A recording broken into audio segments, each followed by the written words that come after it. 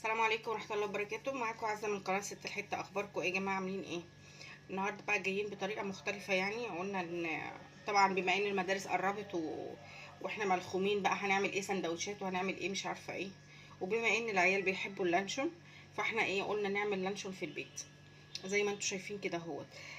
طبعا اللانشون لما بتعمليه في البيت بيبقى يعني بتقي حاجات كتيره جدا من الامراض والتلوث اللي بقى موجود اليومين دول في حوالينا. فاحنا قلنا نعمل اللانشون بقى في البيت. ويا رب يعجبكم باذن الله. هو حلو وجميل والله. احلى حاجه فيه ان انت عامله كل حاجه في البيت، وعارفه ان انت الحاجه دي حطاها بايديكي وعارفه هي ايه. فيا رب يعجبكم ان شاء الله. تعالوا يلا بينا نشوف المقادير بتاعته ايه.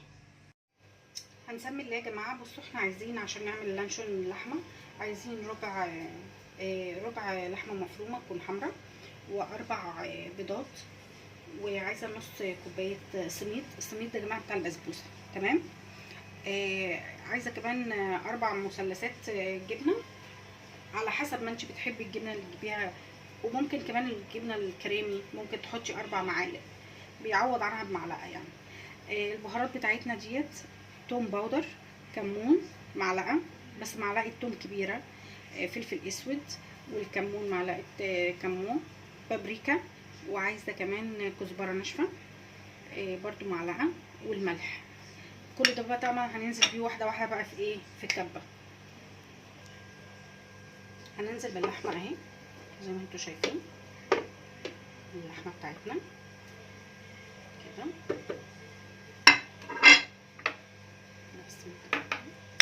هننزل بالجبنه. البيض بقى واحده واحده كده اهوت مع بعضينا. نحط البهارات الاول. طيب البهارات اهي كلها.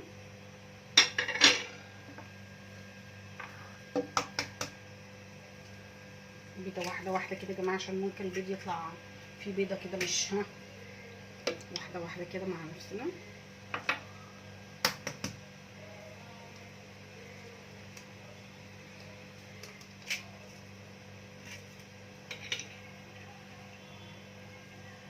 البيض اللي معانا اهو هننزل بيه كده واحده واحده.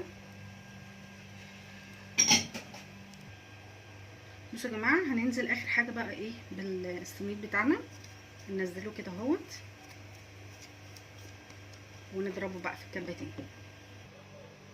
انا جبت ورق الاسترتش، عملت 3 طبقات اهم على بعض. تمام. وفردتهم بقى كده اهوت. هنزل بقى بالايه المكونات اللي انا عملتها كده. بصوا يا جماعه خلاص احنا خلصنا الضرب اهو في الكبه. هننزل بقى على ورق الاسترتش دوت كده حبه حبه كده اهوت.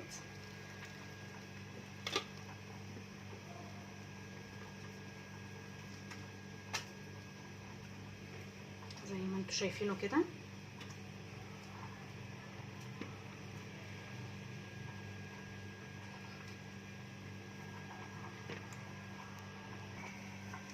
بصوا يا جماعه احنا نزلنا المقدار كله اهي. نقفل عليه بقى بالورق الاسترتش كده زي ما انتم شايفين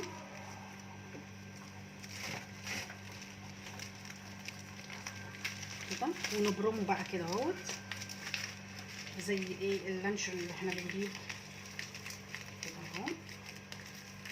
نطلع الهواء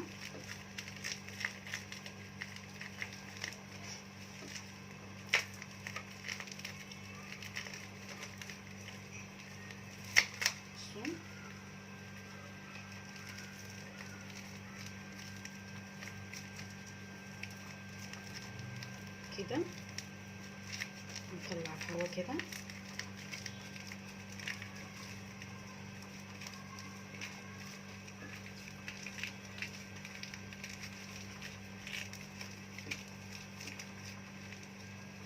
نبرم كده ونقفلها برضو من الناحيه التانيه زي ما انتم شايفين كده اهو.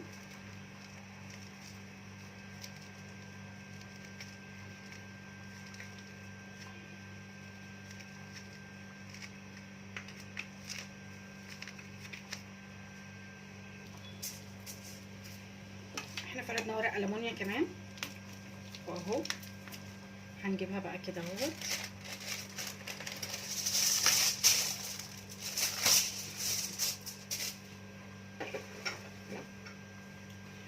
نقفله يا جماعه، بس ما نقفلوش قوي يعني، نخليه مرحرح شويه كده كده.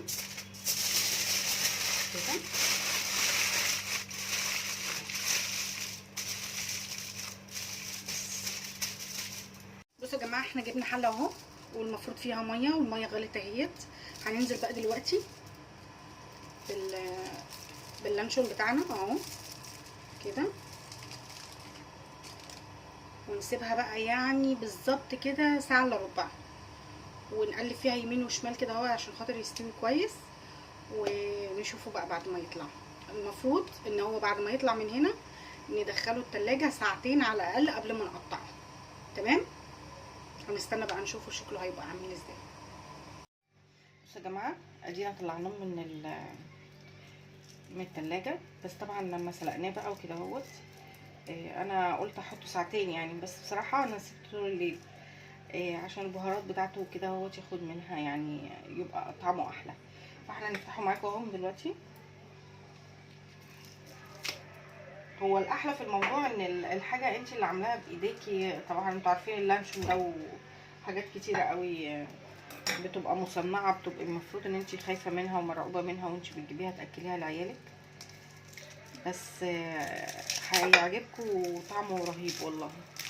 اسمه برضو حاجه في البيت يعني، تبقي ضمناها وضمنه ايه انت حطيتي فيها ايه.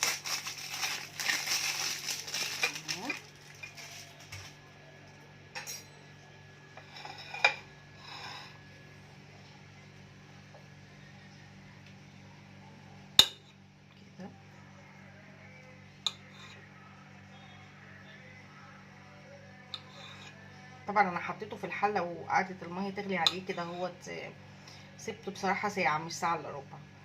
انتي طبعا بتحطي ايدك عليه كده اهوت بتلاقيه جمد، اما يجمد خلاص بيبقى استوى. بصوا منظره عامل ازاي بقى.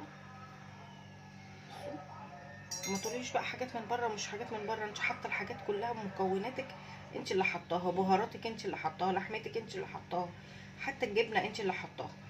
فيا رب يعجبكم باذن الله. واوعوا تنسوني في اللايك والشير واشتراك القناه للي اول مره يشوفها. متشكره ليكم جدا.